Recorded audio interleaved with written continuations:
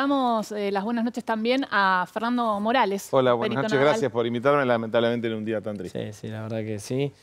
Bueno, era la confirmación, lo que todos esperábamos, en realidad uno esperaba un milagro, ¿no? Pero la realidad indicaba otra cosa. Creo que sí, que todos, a medida que uno es más, a lo mejor más técnico o está más acostumbrado a las cosas del mar, se daba cuenta que el sentido común o el conocimiento le iba en contra del sentimiento.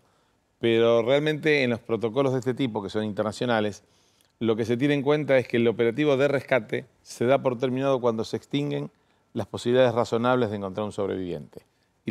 Y el tiempo ese es totalmente distinto en cada situación.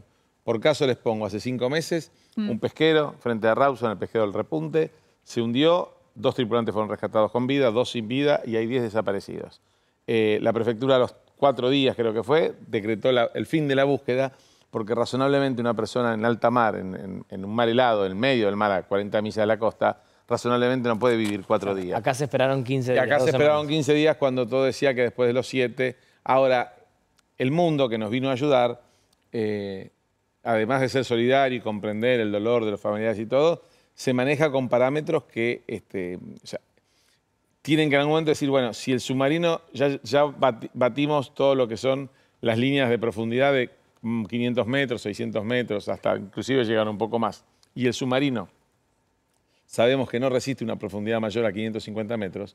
La conclusión que es lamentable que se saca es que a 600, 650 ya no hay submarino. Ya lo que hay es una estructura rota. Claro. Si hay una estructura rota... Se parte. Se parte, o sea, boya o sea, hay que ver, le va a afectar una parte más, una menos. Pero lo importante es que entonces el mini submarino, sea este o sea el otro, no puede pegarse al barco, abrir la escotilla y entrar. Porque si abrimos la escotilla de algo que está sometido a la presión del mar, cuando abrimos la escotilla se nos inunda el submarino de rescate. Claro. Si eso es para 2 estructuras que están estancas. Lamentablemente, ahora viene otra fase que es también de angustia, que es la búsqueda. ¿La búsqueda de qué? De un resto. Bueno, eso te queríamos preguntar, sí. ¿No? ¿Y ahora qué? Y fíjate, vamos a compartir con ustedes una imagen que realmente es muy elocuente y sirve en términos explicativos para entender cuál es la zona. Sí. ¿Me acompañás allá? Sí. Mirá, fíjate justamente ahí en esos círculos concéntricos tenés precisamente el área de búsqueda. Claro, acá ¿Qué hay que esperar? Bueno, tenemos ahora, el área más reducida es esta que tiene 40 kilómetros de diámetro. Hicimos recién la cuentita. Sí. Les recuerdo a todos que la superficie de un círculo es pi por radio al cuadrado, o sea, 3,14. Acá la teníamos, la cuenta. 1.600. 5.400. Sí, 5.400 kilómetros cuadrados es esa pequeña área. O sea, que ese circulito que uno ve así, decís, bueno, parece fácil, ¿no? Estamos buscando en esa área una cosa, un resto náufrago que tiene 66 metros apenas de largo.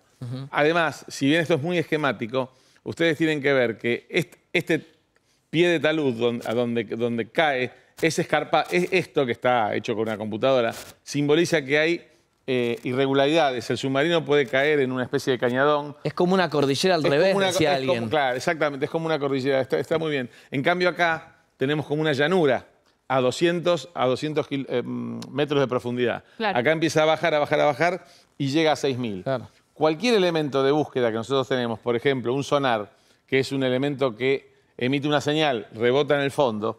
Cuando rebota en un fondo como este, liso, como una llanura, el eco vuelve sin distorsiones. Pero a medida que el terreno es más complicado y la profundidad es más lejos, la señal se pierde. Entonces, todo se dificulta. El mal tiempo que ustedes habrán visto, que la Armada distribuyó unos videos donde se ve Cuando hay esos temporales, lo que tiene que hacer cada capitán de cada barco es primero capear el temporal.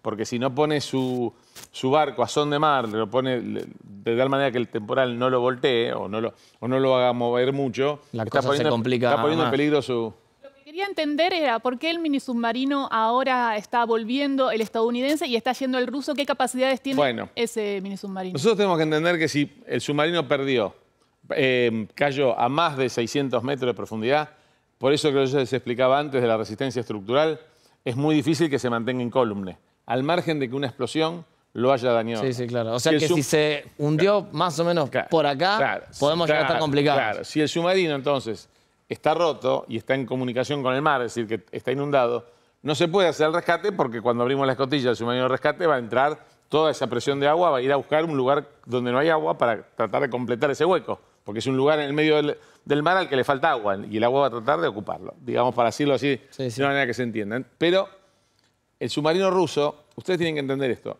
además de toda la solidaridad que el mundo demuestra y que hay un fondo económico para este tipo de catástrofes, es la primera vez que están practicando en un escenario real, desde que está toda esta tecnología. No hubo un hundimiento de submarinos después del 2000, que se hundió el submarino ruso Kursk, a 100 metros de profundidad. Claro. Entonces ahora ellos vienen y prueban su tecnología, nos hacen un favor, pero están experimentando. Y además, todos estos desarrollos militares, como son los drones, por ejemplo, que empezaron siendo armas del ejército y ya los usamos para cubrir las noticias, todos estos desarrollos militares después desembocan en desarrollos civiles para las actividades submarinas civiles. Claro, ahora lo que yo te quiero preguntar, y volvemos por supuesto al living, es si hay probabilidades reales de poder recuperar al submarino